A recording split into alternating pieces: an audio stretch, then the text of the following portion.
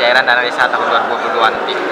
Alhamdulillah kita pada tahun 2021 kita telah melaksanakan vaksinasi tahap pertama dan tahap kedua di tahun 2021. Yang pertama di bulan Agustus kemarin, yang tahap keduanya di bulan Oktober.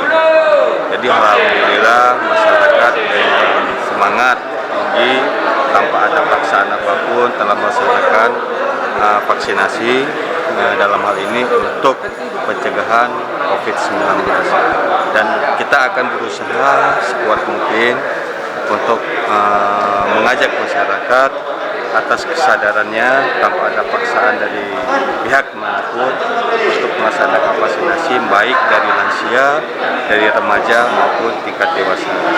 Dan untuk percepatan anggaran dana desa, insya Allah mungkin kita akan melaksanakan penyusunan RKPG di bulan November ini agar pemutaran untuk dana desa di tahun 2022 bisa terlaksana dengan baik.